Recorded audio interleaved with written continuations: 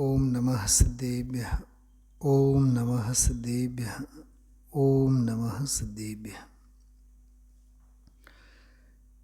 आत्म बने परमात्मा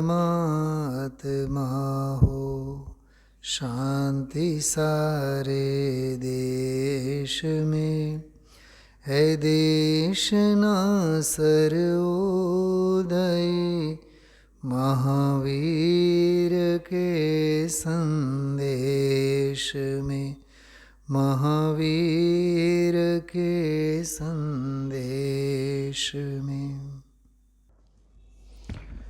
102 નંબરનું પ્રવચન, 271, 72 અને 73 નંબરના 3 બોલ. 151 નંબરનું પાનું છે. અમૃત પ્રવચન ભાગ 4.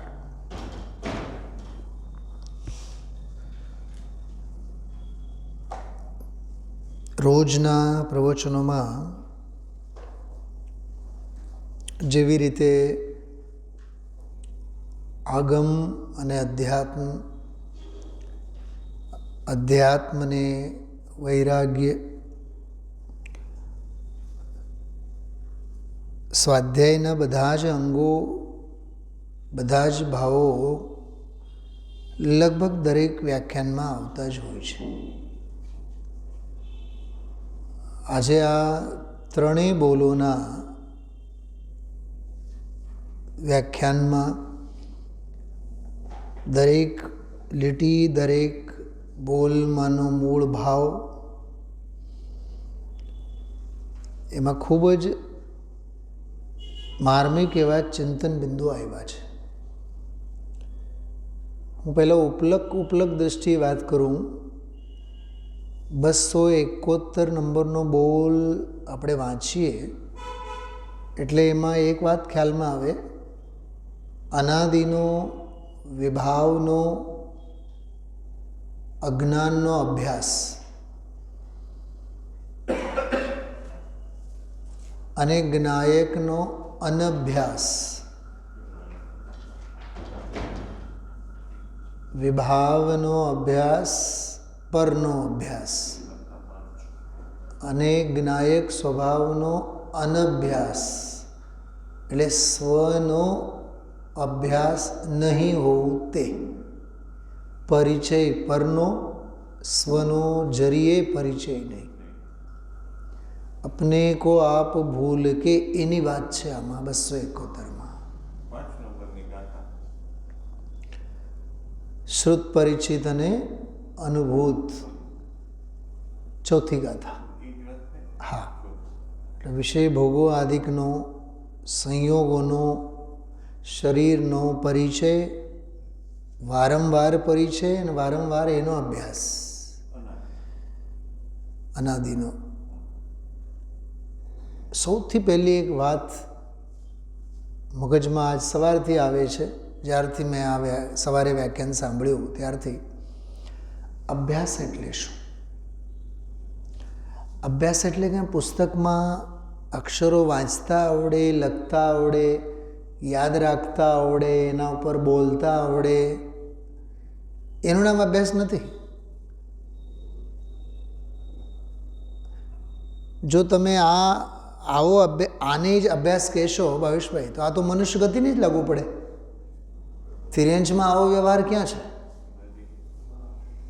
શાસ્ત્રનો વ્યવહાર છે, લખવાનો વ્યવહાર છે, વાંચવાનો વ્યવહાર છે પશુઓમાં, નારકીઓમાં, દેવોમાં. સિવાય મનુષ્ય ગતિ, મનુષ્યો સિવાય અન્ય કોઈ પણ ગતિમાં અભ્યાસનો આવો વ્યવહાર હોય તો બતાવો. નથી ને? પણ વિભાવનો અભ્યાસ તો ચારેય ગતિઓમાં છે કે નહીં? એનો અર્થ શું થયું? કે લખવું, વાંચવું, યાદ રાખવું અને બીજાને સંભળાવવું એ અભ્યાસ નથી. અભ્યાસ કંઈક જુદી વસ્તુ છે. બહુ ગંભીર અને બહુ માર્મિક વાત કહું છું, બહુ ધ્યાનથી સાંભળજો. અભ્યાસ અક્ષર જ્ઞાન સાથે સંકળાયેલો નથી. આપણા દાદા પરદાદાઓ, ત્રીજી ચોથી પેઢી, મારા દાદીની વાત કરો, અંગૂઠા છાપ જ હતા. તો એ 7 દીકરાઓમાં 3 શિક્ષક બનાવ્યા, 1-2 એન્જિનિયર બની ગયા, 1-2 વ્યાપારી બની ગયા, 1-2 ખેડૂત રહી ગયા. કરો, યાદ કરો પોતાના દાદા દાદી, પરદાદા દાદીને, બધા અંગૂઠા છાપ જ હતા ને. હા, અક્ષર જ્ઞાન કશું જ નહોતું ને, તો એ મનુષ્ય જીવન તો ગાળીને જતા જ રહ્યા ને. નિશાળો, એડમિશન, ફીની પળોજળ, ડિગ્રીઓની આંધળી દોડ, નોકરી છોકરી, દેવમાં, નરકમાં અને પશુઓમાં, દેવગતિમાં, નરક ગતિમાં અને પશુ ગતિમાં, તિર્યંશમાં, આ કોઈ પણ જાતના અભ્યાસનો વ્યવહાર હોય તો બતાવો. Study, degree, career. ટૂંકમાં અભ્યાસને પુસ્તક સાથે, શબ્દ જ્ઞાન સાથે, ડિગ્રીઓ સાથે, યુનિવર્સિટીની ડિગ્રીઓના પૂછડાઓ સાથે, પેકેજ સાથે અભ્યાસનો કાંઈ સંબંધ નથી.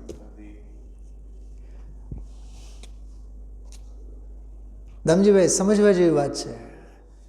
અભ્યાસ એટલે શ્રદ્ધાની ઊંધી દોર, જ્ઞાનનું ઊંધું પરિણમન અને પરભાવોમાં, પરદ્રવ્યોમાં રાગ દ્વેષ રૂપે પરિણમતો ચારિત્રનો વિકાર. શ્રદ્ધા, જ્ઞાન અને ચારિત્ર, આ ત્રણેયની ઊંધાઈ, એનું નામ અનાદિકાળનો વિભાવનો અભ્યાસ. અને જ્ઞાયકનો અનભ્યાસ એટલે ન શ્રદ્ધા, ન જ્ઞાન, ન પરિણમન. પરિણમન ત્યારે જ હોય સ્વભાવનું જ્યારે એનું જ્ઞાન હોય. જ્ઞાન ત્યારે જ હોય જ્યારે એની શ્રદ્ધા હોય. તો શ્રદ્ધાય નથી, જ્ઞાને નથી, ચારિત્ર્ય નથી. 3 તો મુખ્ય. 3 તો મુખ્ય, બીજા બધા સમજી લેવાના. વીરનું ઊંધું પરિણમન,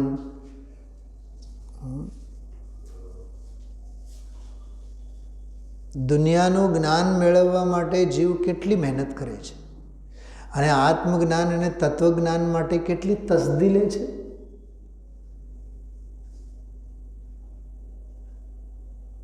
ભાવેશભાઈ, સંયોગ સંબંધી પરિગ્રહ ભેગું કરવામાં જિંદગી કાઢી નાખે. સ્વભાવ સંબંધી પરિગ્રહ ભેગું કરવામાં કેટલો ટાઈમ આપે? ભેગું તો એને દુનિયાનું અજ્ઞાને કરવાનું છે, જે કરે છે, અને સંગ્રહ તો સ્વભાવનો કરવાનો છે, જે કરતો નથી. બહારના પરિગ્રહોની હોશ છે, અંદરના પરિગ્રહોનું કેમ નથી? સીધી વાત છે ને. જગતની બધી જ પ્રવૃત્તિમાં અશાંતિ સિવાય હાથમાં કંઈ નહીં આવે, તો એ દોડ કેટલી. અને તત્વજ્ઞાનની શ્રદ્ધા, જ્ઞાન અને ચારિત્રરૂપ સવળા પરિણમનમાં એને શાંતિ સિવાય કાંઈ નથી, તો એ શાંતિ પાછળ કેટલી દોડ. સીધી વાત છે ને. એટલે ખ્યાલ આવે આપણને, અભ્યાસ અને અનભ્યાસ કંઈક જુદી વસ્તુઓ છે. અનભ્યાસ એટલે અવળચંડાઈ. શું કીધું? અનભ્યાસ એટલે શું? અવળચંડાઈ.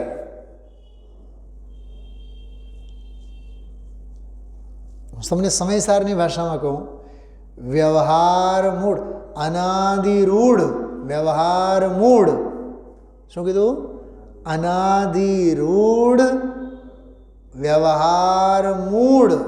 અનાદિરૂઢ એટલે અનાદિથી ટેવાયેલો,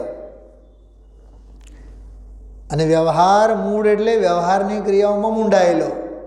તો અનાદિરૂઢ વ્યવહાર મૂળ એટલે વિભાવનો અભ્યાસ. તમે જે યાદ કર્યું, શુદ્ધ, પરિચિત અને અનુભવ.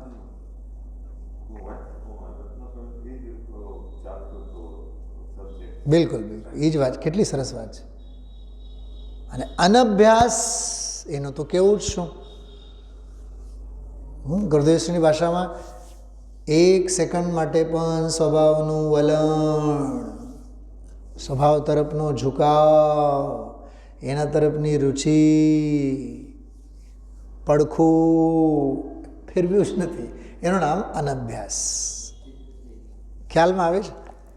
હવે હું વાંચું છું મૂળ બોલ એટલે ખ્યાલમાં આવે છે, ભાવ ભાષણ થાય. જેનો જેને તન્મયપણે રસ હોય તેને તે ભૂલે નહીં. જો મહાસિદ્ધાંત. ફાકી પ્રેમી હોય, આમાં નથી લખ્યું ફાકી પ્રેમી, હું તમને કહું છું, ફાકી પ્રેમી હોય, હા, ઘડીએ ઘડીએ એને ફાકીની કેવી યાદ આવે? શુદ્ધોપયોગી મુનિરાજને સ્વરૂપની પરિણતિ યાદ આવે. મારી માની વાત કરું તમને, હમણાં બહુ બીમાર હાલે છે, એટલે રોજ ફોન કરીને કહું, રોજ 15-20 વખત ચા નહીં પીવાની, હા, ખ્યાલ રાખજે. પીવે કેટલી? હા, જરીક જ. એ કે તો મસ્ત ઘૂંટડું, પણ હવે એ શું કહેવાય, ટેવ કેવી પડી ગઈ હોય. રજાના દિવસોમાં હું જાઉં ને તો અહીંયા તો માંડ આપણે 1 કે 2 વખત પીતા હોય, માંડ 2 વખત. ત્યાં એની હારે આપણે 6-7 વખત કંપની માટે, પણ કેવડું સાવ આમ એકાદ ઓલા ચમચી જેવડી આમ, પણ ટેવ 10, 15, 20 વખત તારી ભૂખ મરી જાય છે. 1 વાર, 2 વાર, 3 વાર, પણ એ આ નિયમ ખ્યાલમાં આવે. જેને જેનો તન્મયપણે રસ હોય તેને તે ભૂલે જ નહીં. ઓલા નાકમાં છીંકણી નથી છીંકતા ઓલા, હવે તો લગભગ બંધ થઈ ગયો છે. તો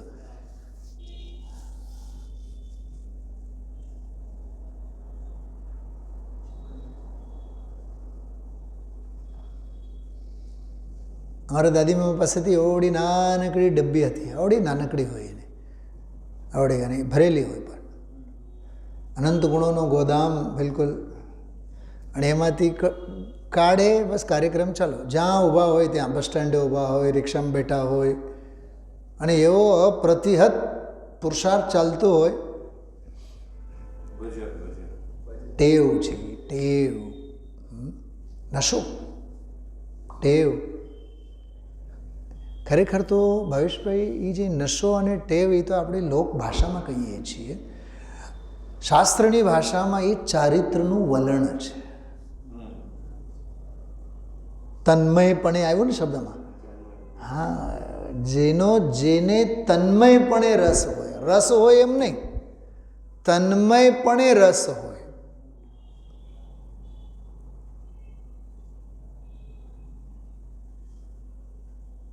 એકત્વ બુદ્ધિવાળો, તન્મયપણે એટલે એકત્વ બુદ્ધિવાળો રસ હોય તેને તે ભૂલે જ નહીં. જો ગાય કે બિલાડી કે કૂતરા તમે જોજો, એ બરાબર એમનો એક ફિક્સ ટાઈમ હોય, ઘરે આવે આવે આવે અને આવે જ, ટેવ પડી ગયેલી હોય. બહુ સરસ વાત છે. આ એકત્વ બુદ્ધિનો પરિચય છે.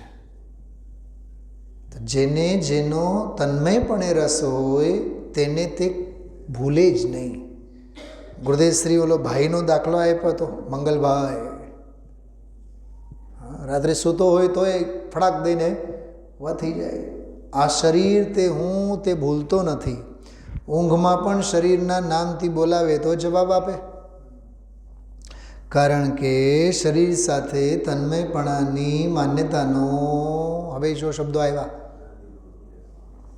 આજનો નહીં, અનાદિનો અભ્યાસ છે.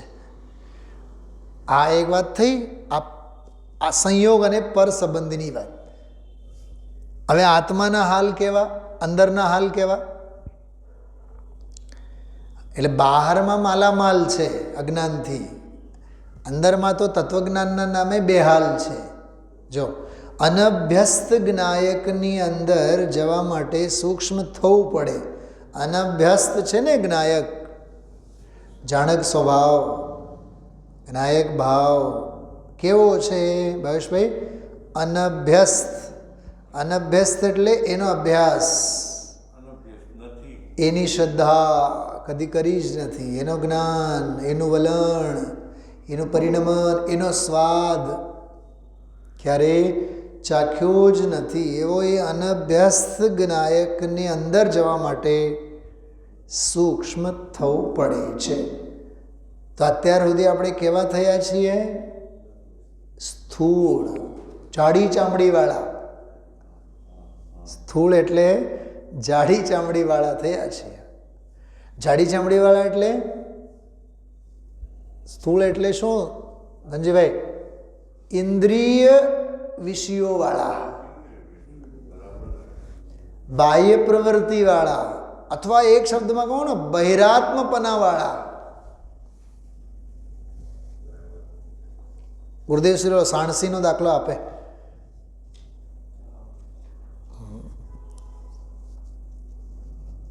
કોળસો પકડવો હોય, લાકડી પકડવી હોય, સાપ પકડવો હોય તો સાણસી કેવી? અને હીરા અને સોનું, એ સોનાના ઘરેણા પકડવા હોય તો સાણસી કેવી? ખ્યાલમાં આવ્યો? ત્રાજુ, શાક, બકલ આ બધા માપીએ, વજન કરીએ, એના માટે કેવા હોય? વજનના ઓલા બધા પથરા, કિલોના, 2 કિલોના, 500ના, ક્યાં રખડતા હોય? રેકડી ઉપર સાવ લાવારીસ, જડે તો જડે, ને તો શાકના ઢગલામાં બેચારા વૈયાઈ જાય, 500 1 કિલોના વગેરે. અને સોનીની દુકાને સોનાના ઘરેણા માપવા માટેના 2 ગ્રામ 10 ગ્રામ, આ હા હા હા, એવા ડેલિકેટ રાજકુમારોની જેમ. હા, રાજકોટના રાજકુમાર કોલેજમાંના કવિ કલાપીની જેમ અંદર સુરક્ષિત હોય બિલકુલ.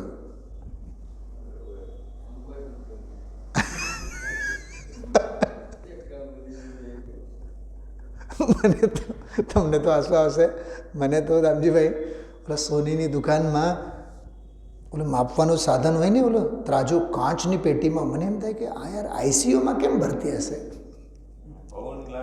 પવન લાગી જાય, ડેલિકેટ કેવું હોય. સોની છે એટલે ખ્યાલ છે. એટલે તમે સુરક્ષા કવચ કેટલા તમે જુઓ. હા હા, એટલે માપવાના સાધનમાં ભાવેશભાઈ કેટલો ફેર. અહીંયા કહે છે ઇન્દ્રિયોના વિષય પ્રવૃત્તિ વડે જે આપણે આપણી જાતને માપીએ છીએ ને, એ સ્થૂળતા છે. અતિન્દ્રિય શ્રદ્ધા, અતિન્દ્રિય જ્ઞાન, અંતરંગ રુચિ, અંતરંગ વલણ, અંતરંગ પરિણમન, અંતર અભિપ્રાય, એનાથી આત્માનો માપ કાઢવો એ સૂક્ષ્મતા છે. કાલ પરમ દિવસે પણ કીધું હતું ને, જે ઇન્દ્રિય ગોચર એ સ્થૂળ, જે અતિન્દ્રિય ગોચર, અનુભવ ગોચર તે સૂક્ષ્મ. સૂક્ષ્મ થવું પડે. થવું પડે એટલે છીએ કેવા? સ્થૂળ, જાડી ચામડીવાળા છીએ, ઇન્દ્રિય વિષયવાળા છીએ એમ. ધીરા થવું પડે. હવે આનો બીજો અર્થ કરો. ધીરા થવું પડે એટલે છીએ કેવા? અધીરા. શું એનો અર્થ કર્યું છે ગુરુદેવ શ્રી આજે ખબર ભાવેશભાઈ? ધીર શબ્દનો અર્થ ખબર શું કર્યું છે? ધી એટલે બુદ્ધિ, ર એટલે પ્રેરે, જે બુદ્ધિને પ્રેરે, જ્ઞાનને પ્રેરે, એનું નામ ધીરું થવું પડે. એવો અર્થ કર્યું છે. અક્ષરે અક્ષરને છૂટા પાડ્યા. મને એનો આગમ પ્રમાણ પણ મળ્યું. નિયમસાર પહેલી ગાથાણામ ઈવણ જીણમ વીરમ, એમાં વીર શબ્દનો અર્થ એવું કર્યું છે કે જે વીરને, પરાક્રમને ફોરે એનું નામ વીર. એમ અહીંયા ધીર, ધીર શબ્દનો અર્થ ગુરુદેવશ્રીએ એવો કર્યું છે. એક એક અક્ષર ઉપયોગ એકાગ્ર કરીને આપણે સાંભળવું જોઈએ.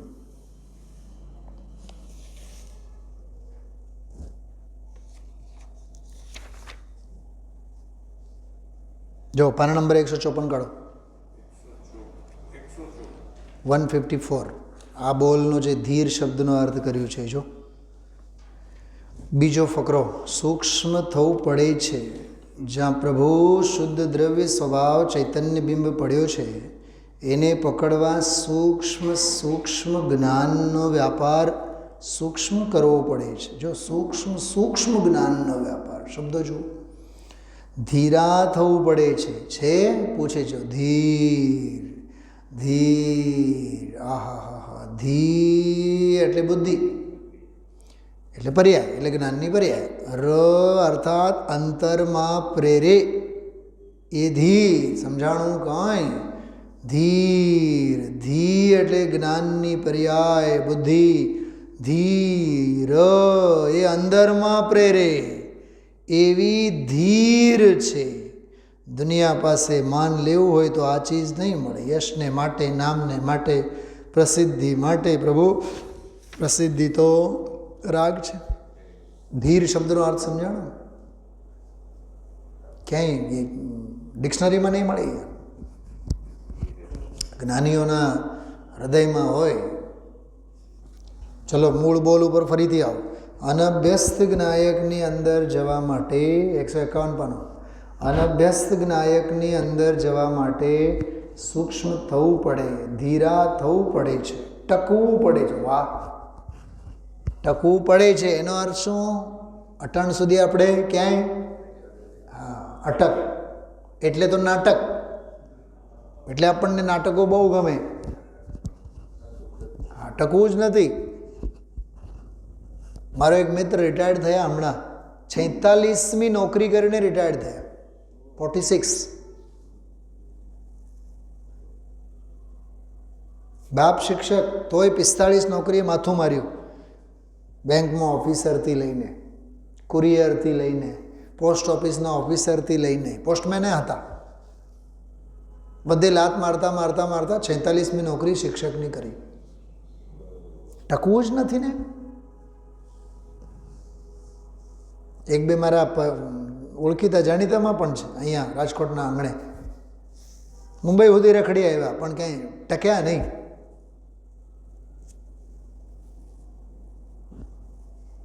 સ્થિરતા. Passion is the power. દરેકનો હોનહાર છે. તો આપણે તો શું કહેવાની વાત છે. એક વાત સમજવું દામજીભાઈ, ધંધામાં, વ્યાપારમાં, આજીવિકામાં, ઘર પરિવારમાં, સામાજિક સ્તરે બધી જ રીતે જેના જીવનમાં ટકી રહેવાની ટેવ હોય ને એ જ જીવને ટકવાના સંસ્કારો તત્વજ્ઞાનમાં પણ કામ આવે. તો લોક વ્યવહારમાં જ બીજે ક્યાંય નહીં ટકે. આમાં તો હું ટકવાનો છે. એક ધંધો દિલથી નહીં કરે, 4-6 ધંધા વ્યાપાર, બેંકમાં પૈસા રોકીને પણ જાણે, શું કહેવાય, વ્યાજે વટાવીને પણ જાણે, સોના ચાંદીનું કામે કરી જાણે, જમીન મકાનનું કરી જાણે, શેર બજારનો તો જન્મસિદ્ધ અધિકાર જ. વહેતી ગંગામાં દરેકને એમાં હાથ તો ધોવા જ હોય. ઠેકાણો એકનોય ન રહે.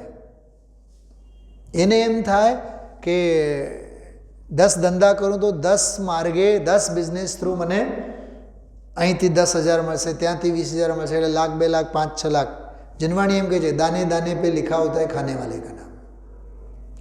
समय से पहले भाग्य से अधिक કોઈને આજ સુધી મળ્યું જ નથી. પણ એને પુણ્ય પર ભરોસો નથી.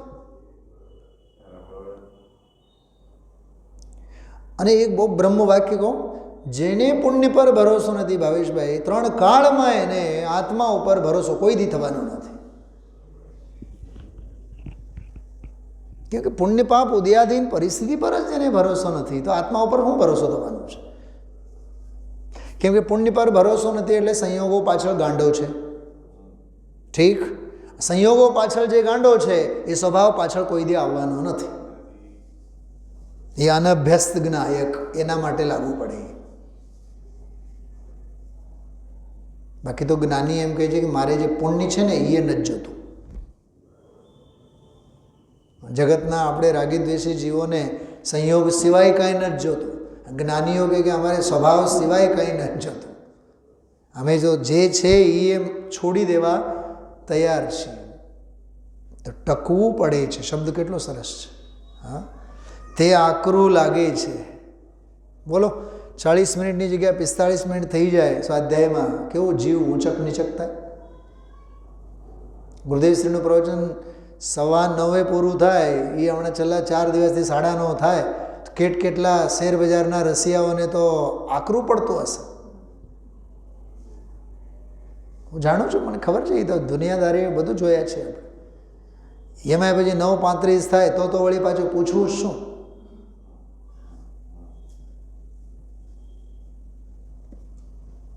મેં એક બેનને એક વખત કીધું, અભ્યાસ સ્વાધ્યાયી છે જયુભાઈ, પંચમ કાળ છે, જો જીવો કેવા કેવા હોય. મેં કીધું કેમ સવારે તમે સ્વાધ્યાયમાં દેખાતા નથી? એટલે ગુરુદેવશ્રીમાં આવતા પછી આપણે બેસતા તો એ 10:15 બહુ મોડું થઈ જાય છે. તો આપણે તો 10:30 10:40 સુધી ઘણી વાર બેઠા હોય. મેં કીધું આ તો જિંદગીમાં કોઈ દી આવવાનો નથી જીવ. અને એ 10:15 બહુ મોડું થાય કેનારી બેનને ઘણીવાર હું 10:30 11 વાગ્યા સુધી ગપાટા ઠોકતા મંદિરના સંકુલનમાં જોઉં છું.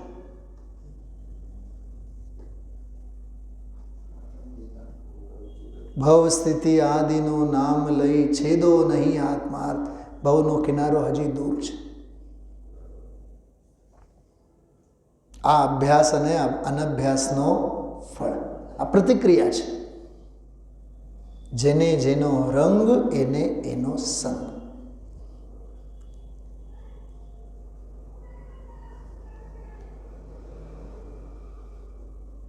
આકરું લાગે, બહારના કાર્યોનો અભ્યાસ છે એટલે સહેલા લાગે, પણ જ્યારે કર ત્યારે તારે જ કરવાનું છે. વાહ!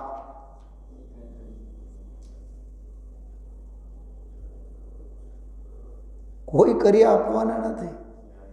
આ પંક્તિનો અર્થ કરતી વખતે મીરાબાઈને યાદ કર્યા છે ગુરુદેવશ્રી. એ રાણાજીને હુંકાર દેનારી મીરા પોતે જ હતી. કોઈ મદદે નહોતા આવ્યા. રાણાજી સામે રણચંડીની જેમ ઊભી રહી પોતે જ ને. ગુરુદેવશ્રી બોલે એમ તારે તારું પોતાને જ કરવું પડે, કોઈ કરી નથી આપવાના. હું તો એ સિદ્ધાંત જોઉં ગુરુદેવશ્રીએ કોઈ કથા કરી હોય તો એ કયા સંદર્ભમાં કરી હોય. અને આજનો ખરેખર તમને કહું, આજનો વ્યાખ્યાન જેવું નહોતું લાગતું. આજનો સ્વાધ્યાય વ્યાખ્યાન તો કવિ સંમેલન જેવું લાગતું હતું. ગુરુદેવશ્રીએ 7-8 કાવ્ય પંક્તિઓ બોલ્યા છે આજે. 7-8 કાવ્ય પંક્તિઓ આજના પ્રવચન. અને એક કાવ્ય પંક્તિઓ ગાઈને અજૈવ ધમ્મમ પરિવજ્જયામિ ઉત્તરાધ્યયન સૂત્રથી લઈ, મીરાબાઈથી લઈ, આનંદ ઘનજીથી લઈ 6-7 કાવ્ય પંક્તિઓ. અને રહી સહી છેવટી વાત કે જાગીને જોતા જગત દિશે નાય, એ પંક્તિએ યાદ કરી. અને એમાં સિદ્ધાંત સમજાવ્યા. જગત દિશે નહીં એટલે જગત નહીં એમ નહીં, જગત તો છે પણ મારામાં નથી. આવું છે, અદ્ભુત, બધું માણવા જેવું છે. ચલો, આ પહેલો બોલ થયો. આમાં ગુરુદેવશ્રીએ ઘણું સરસ સમજાયું છે. શરીરની સુંદરતા નમણાઈ દેખતા એમ લાગે કે આ હું છું. હા, અનાદિનો આવો અભ્યાસ છે. 153 નંબરનું પાનું જો, બહુ સરસ વાત છે. આજના વ્યાખ્યાનના શરૂઆતમાં જ એક ભવ્યસાગર મુનિ 14-15 વર્ષનો જેમનો દીક્ષાનો જીવન મહારાષ્ટ્ર જાલનાથી કાગળ આવેલો, એમણે બહુ પ્રમોદ વ્યક્ત કરીને કીધું કે આટલા વર્ષો દીક્ષાના થયા પણ આ બોલો વાંચીને બહુ આનંદ આવ્યો, એટલે આવવા માગે છે એમ કરીને એ ગુરુદેવશ્રીએ એને શરૂઆતમાં જ યાદ કર્યા. 153માં પાને જુઓ, એમાં એ ફરીથી યાદ કર્યું છે.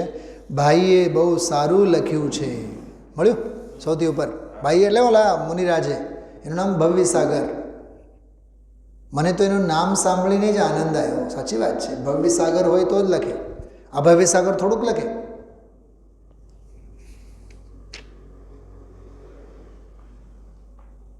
નોંધ પણ લેવાય ને અહોભાવ વ્યક્ત કરીને. હા, ભાઈએ બહુ સારું લખ્યું છે એમાં કે આ બહેનની વાણી એક અક્ષર મનન કરવા લાયક છે. લાગે છે આપણને ધમજીભાઈ? આપણી ગુજરાતી, ઠેઠ ગુજરાતી. ઓલા જાલના એટલે મહારાષ્ટ્રીયન ત્યાંના હિન્દીમાં વાંચીને એને આટલા ઓહબાવ આવે, પણ શું ઘર કી મુર્ગી દાલ બરાબર, કિંમત નથી આપણને.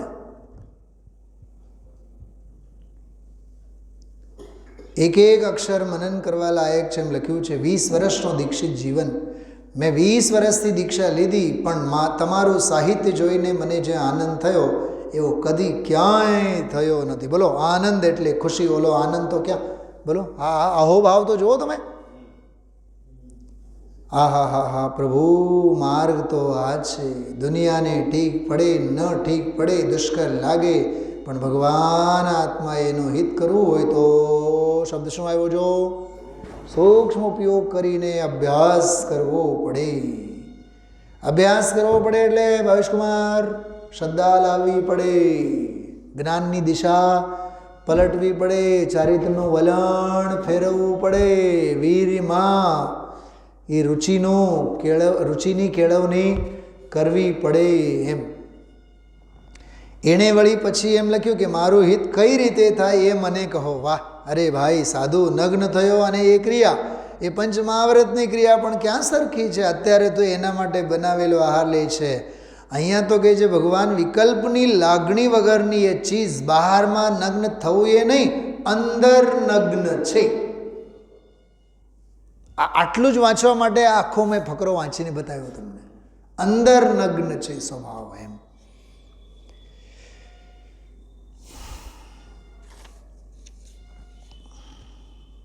જો તન્મયનો અર્થ કેટલું સરસ કરે છે. પર્ણ નંબર 153 ઉપર, તન્મય થઈને રસ લેવો યોગ્ય છે? પ્રશ્ન છે. જવાબ, તન્મયનો અર્થ એ બાજુ ઝૂકવું. તન્મયનો અર્થ એ તન્મયમાં દ્રવ્ય એકમેક થઈ જાય એમ નહીં, ઉપર છે. તન્મયનો અર્થ જે રાગ અને પરમાં તન્મય છે, માન્યતામાં એકત્વ માન્યું છે, એ માન્યતામાં પરથી ભિન્ન કરે. તન્મય એટલે એકતા કરી દે, એ તન્મય છે. એકતાની પર્યાય દ્રવ્યમાં એક થઈ જાય છે એમ નહીં. હજી જો આવી વાત સર્વજ્ઞ સિવાય એ વાત ક્યાંય છે નહીં. જો આ અહોભાવ સર્વજ્ઞ સંબંધી સમ્યક દર્શનની પર્યાય ત્રિકાળી દ્રવ્યને પ્રતીત કરે છે, પણ એ પર્યાય દ્રવ્યમાં ઘૂસી જતી નથી, સૂક્ષ્મ ઉપયોગ છે. એ સ્વને પકડે છે. જો સ્વને પકડે છે, પણ ઉપયોગની પર્યાય દ્રવ્યમાં એકમેક નથી થતી. પછી ઓલો ધીર શબ્દનો અર્થ આવ્યો આગળ, એ તો આપણે વાંચી ગયા.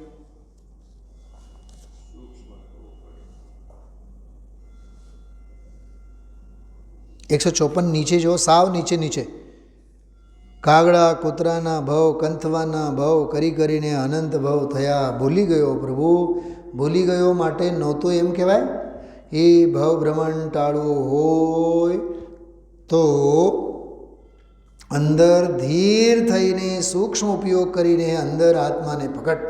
અર્થાત વર્તમાન જ્ઞાનની પર્યાય ધ્યાનમાં એને ધ્યેય બનાવવું. આવી વાતો છે જ્ઞાનની પર્યાય ધ્યાન, એમાં વસ્તુ ત્રિકાળીને જ્ઞેય બનાવવી. આવી વાતો છે. આખી અનુભવની વિધિ, અનુભવનો સિસ્ટમ સમજાવે છે. પદ્મનંદી પંચસંસિદ્ધિકાનો એક બહુ સરસ સુલભ અને દુર્લભ અને બૌદ્ધિ દુર્લભ એનો એક પ્રકરણ આવ્યો. જો 155મો પેજ, બીજો ફકરો. બહારના કાર્યોનો અભ્યાસ છે એટલે સહેલા લાગે છે ને? હવે જો એમાં અભ્યાસ છે એટલે સરળ લાગે છે. કાલે કહ્યું હતું ને કે પદ્મનંદી સંસ્તિકામાં લક્ષ્મી મળવી, અનુકૂળ શરીર મળવું એ દુર્લભ છે. કેમ કે એમાં રાગ કામ નથી કરતો, એ તો પૂર્વનું કર્મ હોય તો મળે. અને ભગવાન આત્માનું મળવું એ સુલભ છે, કેમ કે એ પોતાની ચીજ છે. એમાં કોઈ રાગ અને કર્મની મદદ મળે તો મળે એવી એ ચીજ નથી. એક બાજુ કહે કે સમ્યક દર્શન દુર્લભ બોધીએ તે બોધિ દુર્લભ, એક બાજુ કહે કે પરવસ્તુ દુર્લભ, કેમ કે પરવસ્તુ મળવી એ પોતાના રાગના પુરુષાર્થથી નથી મળતી, એ તો પૂર્વના પુણ્ય હોય તો મળે, અને આત્મામાં પોતાને મળવામાં કોઈ પરની અપેક્ષા નથી. હવે આનો અર્થ એક બતાવો તમને શું કહું. આપણી સાથે કરુણતા કેવી, જે સુલભ છે એ દુર્લભ લાગે છે, જે દુર્લભ છે મહાદુર્લભ છે એ આપણને સાવ, આજે 1,00,000 2 લાખ 10 20 લાખ કમાવો કાંઈ બહુ અઘરું નથી લાગતું. જે પરાધીન છે, પુણ્યને આધીન છે, ઉદયાધીન છે, વિકલ્પને આધીન છે. વિકલ્પને આધીન છે એ કહેવાની વાત છે, ઉદયાધીન છે. પણ અમે કરી લેશું, ફોડી લેશું. એ ફોડી લેશું જે બોલે છે માણસ, ફોડી લેશું એ અનંત કર્તૃત્વ છે એના અભિપ્રાયમાં. ફોડી, તું કોણ ફોડનારો? તારે ફોડવું હોય તો તારા અજ્ઞાનને ફોડતું, પણ માથું નથી ફોડવું હોય એને પોતાનું, ગામના માથા ફોડવા છે. અમે જોઈ લેશું, અમે ફોડી લેશું, અમે કરી બતાવશું. તું જાણી બતાવ, કરીશું ખાક બતાવ. કેટલો અભિમાન છે બોલો. એટલે જ ગુરુદેવ છે કે જે કારખાનાવાળા બધા નરકમાં જવાના. આ ઘણું કરીને બધા પૈસાવાળા કરોડપતિઓ બધા કુકરી સુકરી પશુના પેટમાં જવાના, કેમ કે આખી જિંદગી આડોડાઈ જ કરવાના છે. ગુરુદેવ શ્રી બહુ આકરા છે. હજમ થતા હોય તો જ સાંભળાય, ને તો આપો છો તો થાય જ. હા, જો અહીંથી હવે શરૂ થાય છે. જો સુલભ છે કે દુર્લભ છે, બે વાત કરી. હા, બે વાત કરી. આ દુર્લભ છે અને આ સુલભ છે. આ દુર્લભ છે અને અનંતવાર સુલભ તરીકે મળી છે સંપ્રદાયમાં. કે જો ઉત્તરાધ્યયન સૂત્રની વાત, એટલે બ્રાહ્મણના છોકરાને જાતિ સ્મરણ થાય એમ કરીને અજૈવધમમ પડિવજ્જયામો, અજૈવધમમ પડિવજ્જયામો. 156 પાનું ખડો ફટાફટ. તમારે પાનું ફેરવવું જોઈએ. સવારે તો જોયું છે ને ધમજીભાઈ, તો ક્યાં લીટી આવી તરત જ ખ્યાલમાં આવવું જોઈએ. અહીંથી વક્તા લીટી બોલે એટલે ક્યાં હશે પાનું દેખાવું જોઈએ એમ. હા, માતા હું આત્માનો ચારિત્ર અંગીકાર કરું છું, જનેતા હવે બીજો ભવ નહીં કરું. માતા જગતમાં અણપામેલી કઈ ચીજ રહી ગઈ છે? અનંતવાર અનંત ચીજ મળી ગઈ પ્રભુ.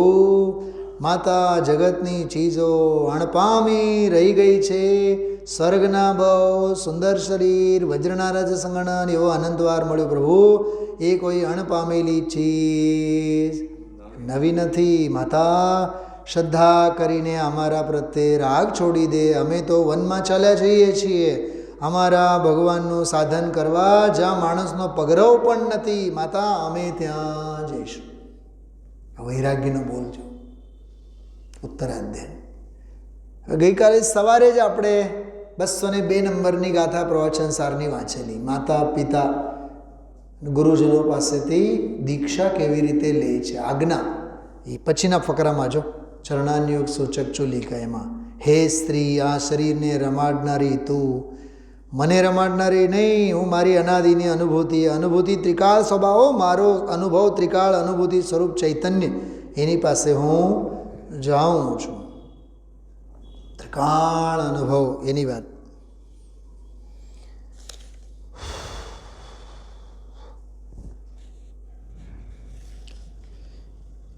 નિર્જરાધિકાર 203 નંબરની ગાથા. મારી અનુભૂતિ, આ અનુભૂતિ કોણ? કે ત્રિકાળ સ્વભાવ. 73મી ગાથામાં જો સમયસારની 73મી ગાથા. રાગથી તો ભિન્ન પણ પર્યાયમાં ષટકારકનું નિર્મળ પરિણમન થાય. શરીર રાગથી તો ભિન્ન પણ પર્યાયમાં ષટકારકનું સ્વતંત્ર પરિણમન થાય. કરતા પર્યાય કર્મ, પર્યાય કરણ, પર્યાય અપાદાન, પર્યાય સંપ્રદાન, પર્યાય અધિકરણ. એક સમયની પર્યાય જે નિર્મળ, એનું જે ષટકારક રૂપે પરિણમન, એનાથી મારી અનુભૂતિ ભિન્ન છે. અનુભૂતિનો અર્થ દ્રવ્ય. ક્યાં વાંચી ગયો?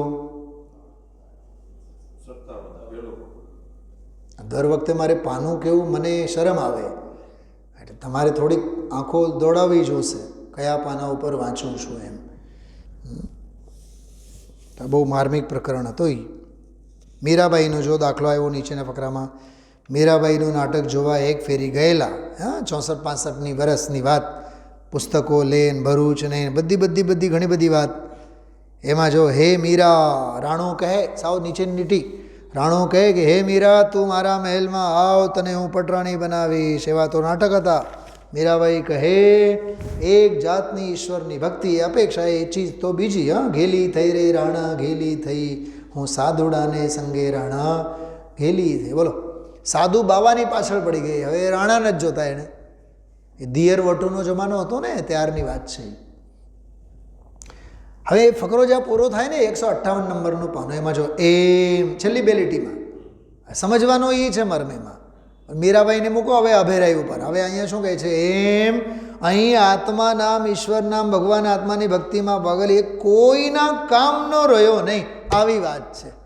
હવે અમે ઈશ્વરની ભક્તિમાં, આત્માની ભક્તિમાં રહ્યા. એમ જ્યારે કર ત્યારે તારે જ કરવાનું. એટલું સમજાવવા માટે મીરાબાઈનો દાખલો આપ્યો. પછીનો બોલ 272.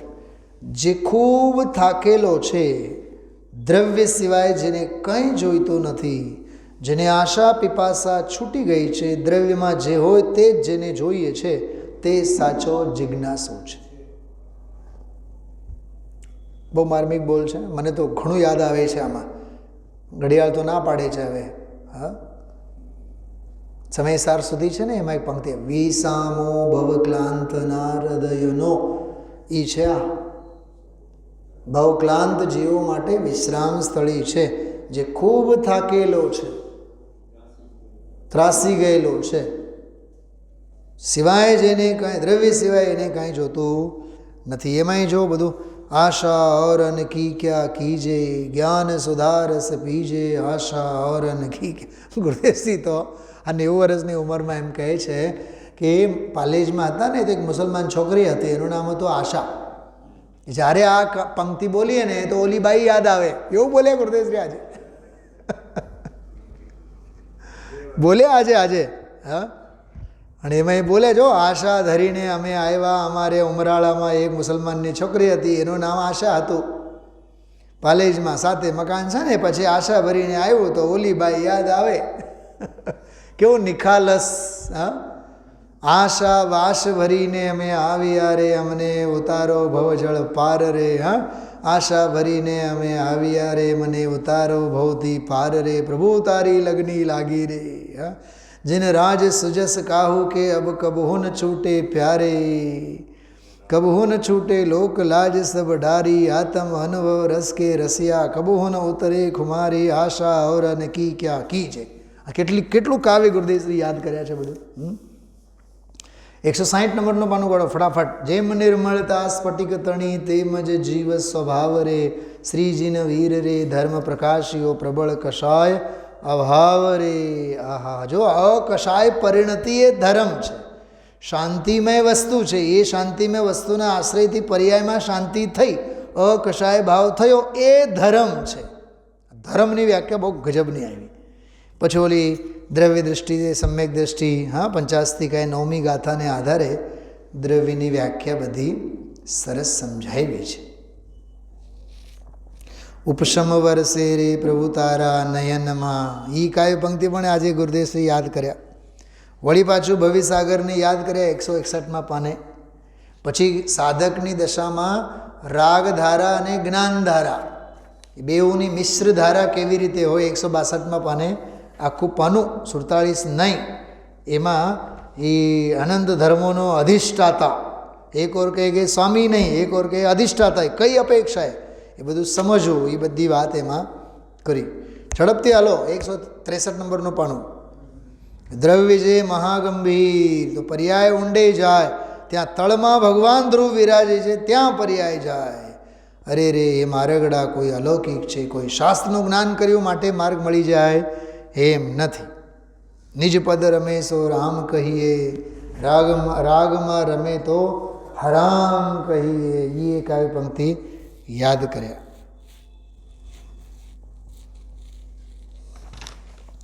ચલો, અને છેલ્લી વાત આ પંક્તિ જો, જાગીને જોઉં તો દ્વૈત દિશે નહીં, જગત દિશે નહીં.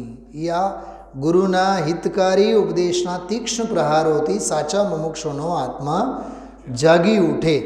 એટલું કહીને એમાં આ વાત કરી. એમાં કહે છે કે જગત જગતમાં છે, જગત નથી એમ નહીં, પણ જાગીને જોઉં તો જગત દિશે નહીં. એટલે સ્વમાં જગત નથી, મારામાં નથી, બસ વાત પૂરી. પરદ્રવ્ય નથી, મારામાં નથી, બસ. એવી રીતે સ્વ અસ્તિત્વનો ખ્યાલ કેવી રીતે આવે, આ 273 નંબરનો બોલ છે. હવે એના ઉપર 273 ઉપર કાલે ગુરુદેવશ્રી ઘણું સરસ એમાં 5મી ગાથા સમયસારની તે એકત વિભક્ત ભગવાન આત્માની હું દેખાડીશ તો અનુભવ પ્રમાણ કરજે એ વાળો વિષય આવશે. કાલે 20-25 મિનિટ એ વિષય બધું લેવાના છે. કાલે 273, 74, 75, 76 એમ 4 બોલો આવશે. ઓમ નમઃ સિદ્ધિ.